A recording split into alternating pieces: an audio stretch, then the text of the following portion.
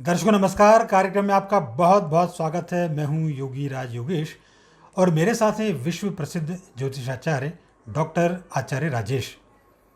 आचार्य जी, programme में आपका बहुत बहुत स्वागत है। धन्यवाद। और मित्रों, इस वीडियो के माध्यम से आज चर्चा करेंगे भारत बनेगा विश्व गुरु। मित्रों, बहुत दिनों से ये चर्चा है कि भारत विश्व गुरु कैसे बनेगा, कब बनेगा। तमाम तरह के लोग सवाल उठाने लगे हैं भारत के विश्व गुरु बनने पर। तो क्या हकीकत है, कैसे बनेगा, कब बनेगा, इन तमाम पहलुओं पर आज इस वीडियो के माध्यम से चर्चा करेंगे और बताने की कोशिश करेंगे कि वो कौन सी चीज़ें हैं जिनके ज़रिए भारत विश्व में अपना एक छत्र राज्य स्थापित करेगा। तो प्रोग्राम शुरू करने से पहले आप सबसे गुजारिश है कि यदि आपने हमारा चैनल सब्सक्राइब न किया हो तो तुरंत कर लें। और मैं अब सीधे देर न करते हुए डॉक्टर आचार्य राजेश जी के पास चलता हूँ।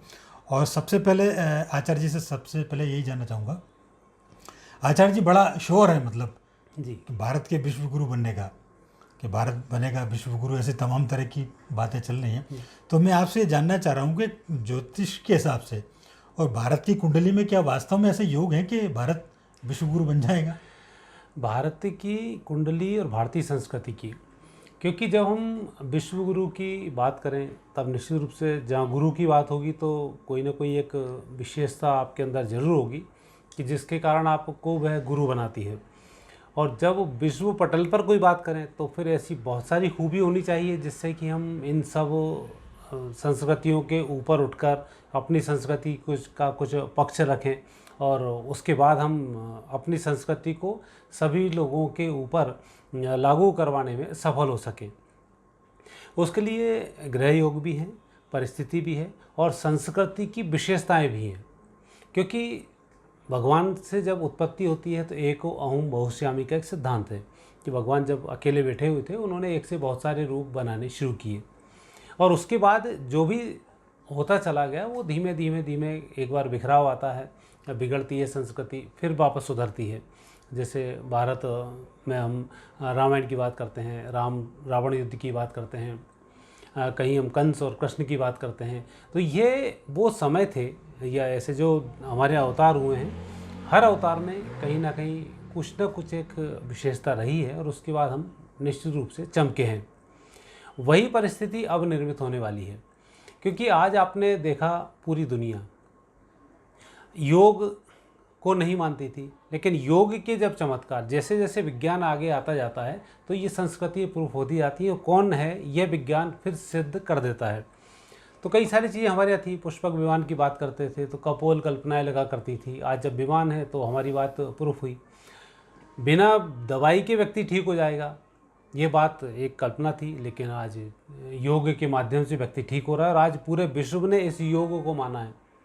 आयुर्वेद के माध्यम से हम व्यक्तियों को स्वस्थ करते हैं और आयुर्वेद ऐसी प्रक्रिया है जिसको अपनाने के बाद व्यक्ति फिर उस बीमारी पर नहीं आ पाता या बहुत जल्दी नियंत्रण हो जाता है। भारतीय संस्कृति में बहुत सारे त्यौहार हैं जो आनंद के लिए है, क्योंकि भगवान का जो स्वरूप है आनंद स्वरूप है और आनंद ही आपको प्रदान करता है। और यही जो आनंद का स्वरूप है और आनंद के लिए हम क्या क्या करते हैं, क्योंकि आज कोरोना काल आपने देखा कई लोग डिप्रेशन में चले गए, जब भारत की स्थिति उससे अलग है। आज पूरी दुनिया में जितने लोग मारे गए, भारत का परसेंटेज उसमें 10-20% भी नहीं आया। तो ये हमारी संस्कृति के ही हिस्से रहे हैं जिनसे आप पहुँचे हैं। आज पूरी दुनिया के आप इंजीनियरों को ले लें, अच्छे वैज्ञानिकों को ले लें, भारत निश्चित रूप से उसमें परचम लहरा रहा है। एक स्थिति थी जब हम कहीं कमज़ोर हुए, मुग़लों के शासन में रहे, अंग्रेज़ों के शासन में रहे, उस समय हमारी परिस्थिति को दबा कर रखा गया और परिस्थिति थी भी ऐसी कि हम अपनी संस्कृति का कहीं ना कहीं खुदों ने ही उपहास किया। जैसे ब्राह्मणों का, शूद्रों का ये जो एक विवाद चला, ये सब विवाद हमारे लिए परेशानी का कारण बने। लेकिन आज हम इन सब परिस्थितियों से अलग हटकर विश्व में कुछ ना कुछ परचम लहराने वाले हैं और हम अपनी संस्कृति के माध्यम से विश्व गुरु बनेंगे। मैं ये नहीं कहता भारत विश्व गुरु बनेगा, परंतु भारतीय संस्कृति विश्व गुरु बनेगी, इसको हर व्यक्ति स्वीकार करेगा। हमारे पंचकोश हैं, पंचतत्व हैं, इन सब की जो हम बातें करते हैं, जो आज से 50 साल पहले सब मूर्खतापूर्ण बातें लगा करती थी, लेकिन आज संसार में जितने भी रिसर्च हुए हैं उन रिसर्च में ये बातें प्रूफ हुई हैं और निश्चित रूप से यही जो घटनाएं हैं ये हमें विश्व गुरु की तरफ ले जा रही हैं और बहुत जल्दी विश्व गुरु की स्थिति में हम आएंगे भी। नहीं आचार्य जी, आप ठीक कह रहे हैं। और जिस तरीके का आपने जिक्र किया कि योग के माध्यम से आज पूरे विश्व में भारत का दबदबा कायम हुआ है, और कहीं ना कहीं इसमें भारत के प्रधानमंत्री नरेंद्र मोदी का भी योगदान हमको देना पड़ेगा, क्योंकि उन्होंने इसको अंतर्राष्ट्रीय स्तर पर संयुक्त राष्ट्र संघ में ले जाकर इसको मान्यता दिलाई। और आज 21 जून को योग को विश्व अंतर्राष्ट्रीय दिवस के रूप में मनाते हैं। लेकिन आचार्य जी, मैंने ये हम जानने की कोशिश कर रहे हैं कि भारत की कुंडली में वो कौन से ग्रह हैं जो इसको विश्व गुरु बनाएंगे? भारत की कुंडली में सबसे पहला राहु की जो स्थिति है लग्न स्थान पर है जी। आप ज्योतिष के जो ग्रह हैं उनका ग्रहों के हिसाब से ही अध्ययन करना होता है। जैसे लग्न स्थान पर राहु हैं, सप्तम भाव पर अपने आप ही केतु आते हैं। लग्न स्थान पर यदि केतु हो और सप्तम भाव में राहु हो तो स्थिति इसके विपरीत होती है, क्योंकि लग्न राहु मस्तिष्क का कारक है, पूंछ का जो कारक है वह है केतु। तो सिर ऊपर है, पूंछ अपने आप नीचे है। भारत में सोचने समझने कार्यों को करने की एक क्षमता है। राहु जिस व्यक्ति के लग्न में होता है वह व्यक्ति अच्छा चिंतक होता है और वह व्यक्ति अच्छे काम करता है। ये बात अलग है कि अकेला राहु बैठ जाए या और ग्रहों का उसको सहयोग ना मिल पाए तो व्यक्ति सोचता ही रहेगा, काम नहीं कर पाएगा। लेकिन हमारे जो 2 हाथ होते हैं उन हाथों में एकादश भाव को देखा जाता है, तृतीय भाव को देखा जाता है। तो जो हमारा राइट हैंड है उस राइट हैंड में पंचग्रही योग बन रहा है। सूर्य भी है जो कार्य को तत्काल अंजाम देने की क्षमता रखता है। शुक्र है जो कि योद्धा ग्रह है और कहीं ना कहीं किसी भी कार्य को करने में शुक्र की एक आवश्यकता होती है, वह भी वहाँ पर है। शनि है जो बहुत अच्छी प्लानिंग के साथ कार्य कराता है। चंद्रमा है जो फिर एक बार और सोचने को मजबूर करता है कि आपने जो प्लान किया सही किया है नहीं किया है। उसके साथ बुध बैठा हुआ है तो यह भी एक बुद्धि का कारक ग्रह है। तो जो पंचग्रही योग है इसकी अब वैल्यू बढ़ने वाली है, क्योंकि अब चंद्र की महादशा चल रही है और इस महादशा में इस चीज़ की वैल्यू बढ़ेगी कि हम जो सोच रहे हैं वो कर भी पा रहे हैं। व्यक्ति सोचता बहुत कुछ है लेकिन कर नहीं पाता है। उसमें महादशाओं का बहुत बड़ा खेल होता है कि हम जो सोच रहे हैं, कई बार ऐसा लगता है कि आपने सोचा कि मैंने को कुछ एक नया इन्वेंशन करना है, आप कुछ दिन बाद देखते हैं इन्वेंशन हो चुका होता है, फिर आप कहते रह जाते हैं कि ये तो मैंने भी सोचा था। तो वो स्थिति जो बनती है ये देवयोग से जब ऊपर वाले को काम कराना होता है बहुत से लोगों में वो दिमाग में डाल देता है प्रश्न, और जो सक्रिय लोग होते हैं वो उसको कैश कराते हैं और उस पर कार्य करना शुरू कर देते हैं। जो निष्क्रिय लोग होते हैं वो काम नहीं कर पाते हैं। अब यहाँ जो सक्रिय हैं उन लोगों के साथ तृतीय भाव मजबूत होता है, एकादश भाव मजबूत होता है, लग्न मजबूत होती है। और जो निष्क्रिय हैं उनकी लग्न तो मजबूत है, सोच समझ तो रहे हैं लेकिन कार्य करने की क्षमता उतनी नहीं है। तो एकादश और तृतीय भाव कहीं कमज़ोर होता है तो वहाँ नहीं कर पाते हैं। तो भारत के साथ अब ये स्थिति बन रही है कि अब वह जो सोचेगा वही करेगा। जैसा मोदी जी ने आपने अभी जिक्र किया, योग के बारे में सोचा, योग की बात की, पूरी दुनिया में उन्होंने पहुँचा दिया। कोरोना आज आया, भारत ने कोरोना पर चिंतन किया, वैज्ञानिकों ने चिंतन किया, उन्होंने दवाई भी दी और उन्होंने वैक्सीन भी तैयार कर दी। तो जो हम सोच रहे हैं वो हम कर पा रहे हैं। आज सर्जिकल स्ट्राइक है, पाकिस्तान का हमेशा भय रहता था, आए दिन धमाके हुआ करते थे, लेकिन जो संकल्प लिया जीरो टॉलरेंस, निश्चित रूप से उसमें हम सफल हुए। तो जो परिस्थिति है, मतलब जो हम सोच रहे हैं उसको कार्य करने के हैंड यदि हमारे पास हैं तो हम उसमें सफल हो जाते हैं। तो भारत की जो कुंडली जिसकी आप चर्चा कर रहे हैं उस कुंडली में यही विशेषता है कि अब वो समय है कि जो हम सोचेंगे वही हम करेंगे, और इसलिए हम विश्व गुरु की ओर आगे बढ़ेंगे और निश्चित रूप से उस उपलब्धि को प्राप्त कर लेंगे। नहीं, बिल्कुल आचार्य जी, हम सब भी इसका इंतज़ार करेंगे। लेकिन अभी की जो परिस्थितियाँ बनी है आचार्य जी, हमने सब ने देखा कि जब कोरोना काल आया तो हमने भारत में बद इंतज़ाम देखे, ऑक्सीजन सिलेंडर की व्यवस्था नहीं हो पाई, तो ये कोरोना ने तो हवा निकाल दी विश्व गुरु बनने की। लोग कहने लग गए कि ऐसे कैसे विश्व गुरु बनेगा। देखो ये बात कहने में बहुत अच्छी है, लेकिन आज हम इस चीज़ को देखें कि हमारी तैयारियाँ कितनी थी। हम चाहें कि एक सत्ता आए और सत्ता ही विश्व गुरु बना दे, इसकी संभावनाएं कम होती हैं। उसके लिए हमें भी सहयोग देना होता है। आप सोचें परिवार का मालिक अकेला आएगा और परिवार को कुलदीपक बन के और बहुत अच्छे आगे बढ़ा देगा, ऐसा नहीं होता है। परिवार के सभी लोगों को उसमें सहयोग देना होता है। इस पूरी बद इंतजामी में यदि हम देखें तो बद इंतजामी जनता की तरफ से ज़्यादा हुई। रिसर्च आए, रिसर्च ने बताया कि आपको संभल कर रहना है, मास्क रखना है, आपने मास्क नहीं पहने, सोशल डिस्टेंसिंग का पालन नहीं किया, हाथ साफ आपने नहीं किए और आप सिर्फ इस गर्राट में कि वैक्सीन आ गई है, या कहीं ना कहीं आपके अंदर एक गलत फहमी बहुत सारी पैदा हुई, तो आपने उस समस्या को आगे बढ़ाया।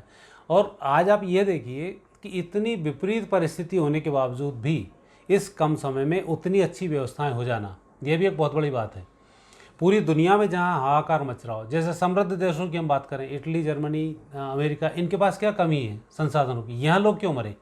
यदि आप इसकी बात करते हैं तो वह उनकी बात करें, जो संसाधन संपन्न देश हैं वो अपनी स्थिति को नहीं संभाल पाए। फिर परिस्थिति है, भारत में दो धर्म एक साथ चलते हैं, एक नेगेटिविटी वाला, एक पॉजिटिविटी वाला, तो कब कौन हावी हो जाए कि भरोसा नहीं। तो आज आपने जो खबरें देखी, बहुत सारी चीज़ें आई, उसमें नेगेटिव चीज़ें बहुत सारी रहीं, लेकिन पॉजिटिव जो रही वो अब सामने आएंगी धीमे धीमे। तो उन परिस्थितियों को यदि देखते हैं तो भारत ने निश्चित रूप से उस जड़ तक पहुंचा है। और इसी बेस पर मैं कह रहा हूं कि भारत के साथ जब जब समस्याएं आई हैं, विश्वगुरु बनने की हम बात कर रहे हैं ना, एक समय वो था हमारे पास खाद्यान्न की कमी पड़ी। लाल बहादुर शास्त्री उस समय प्रधानमंत्री थे, उनका संकल्प था सोमवार को आप व्रत करेंगे और एक मुट्ठी आप बचा कर रखेंगे, एक मुट्ठी आप दान करेंगे गेहूं का, या जो आपके पास ज्वार बाजरा है उस धान्य का। आज हम पूरी दुनिया को धान्य दे रहे हैं। एक स्थिति वो थी जब चीन के समय में युद्ध के टाइम पर हमारी सेनाओं का उपयोग किसी अन्य कंट्रीज़ द्वारा मना कर दिया गया कि यदि आप हवाई उपयोग करेंगे तो हम उसको वहीं नष्ट कर देंगे।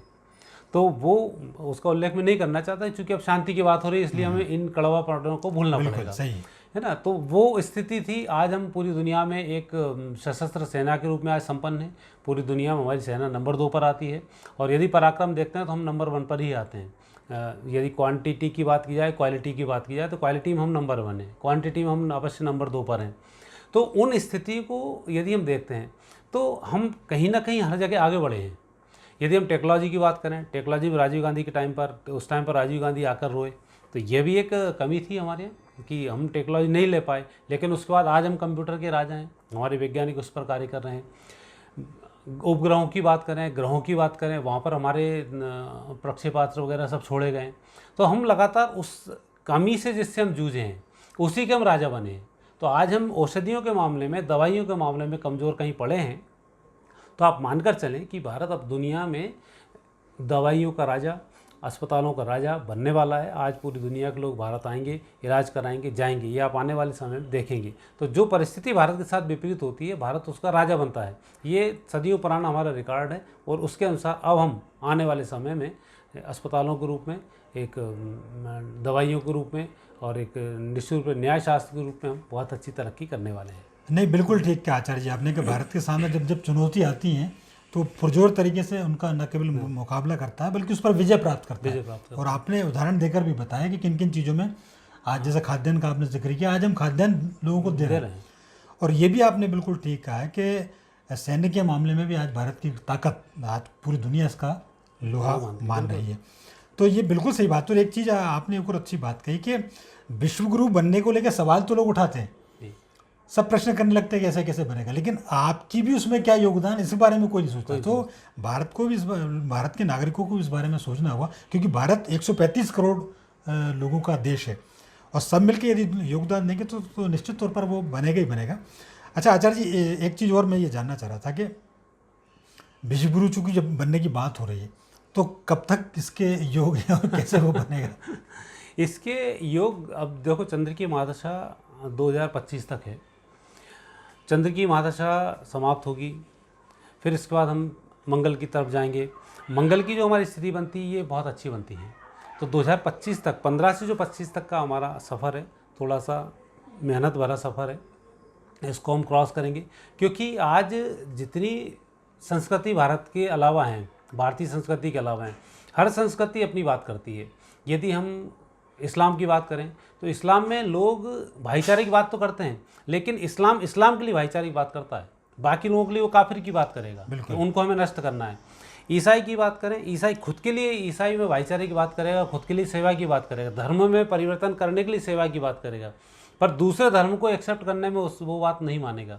ऐसे सारे धर्म ऐसे हैं, यहूदी को छोड़ दिया जाए तो बाकी धर्मों में सब में यही आता है कि हम अपने आप में कैसे राजा बने। तो वही कारण है कि ये नुकसान पहुंचा जाते हैं। और हम वसुदेव कुटुंबकम की बात करते हैं, हम ये चाहते हैं कि हमने रावण को भी देखा है, हमने कंस को भी देखा है, हमने राम को भी देखा है, हमने कृष्ण को भी देखा है।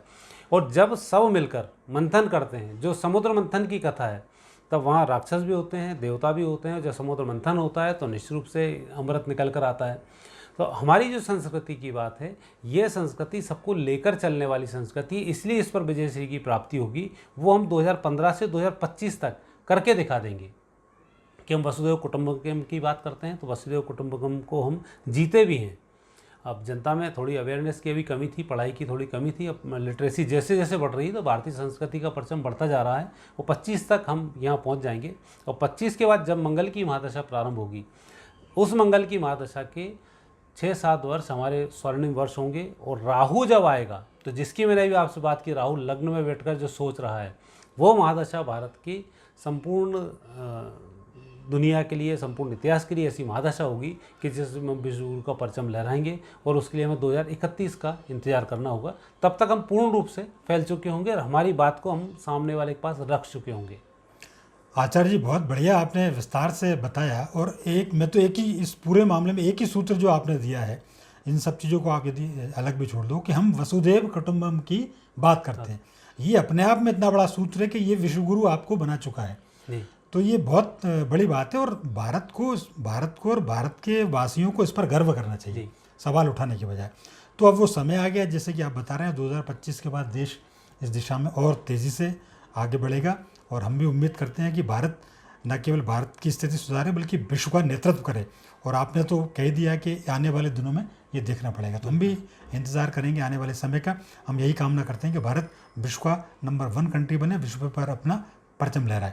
तो आचार्य जी, इतनी महत्वपूर्ण बात आपने हमारे दर्शकों के साथ शेयर की, इसके लिए आपका बहुत बहुत धन्यवाद। और शुक्रिया उन तमाम दर्शकों का जो पूरे विश्व भर से हमारे साथ जुड़ते हैं। ये वीडियो आपको यदि पसंद आया हुआ तो आप इसको लाइक करें, शेयर करें और बेल आइकन को प्रेस करें, ताकि हमारे नए वीडियो से संबंधित नोटिफिकेशंस आपको मिलती रहें।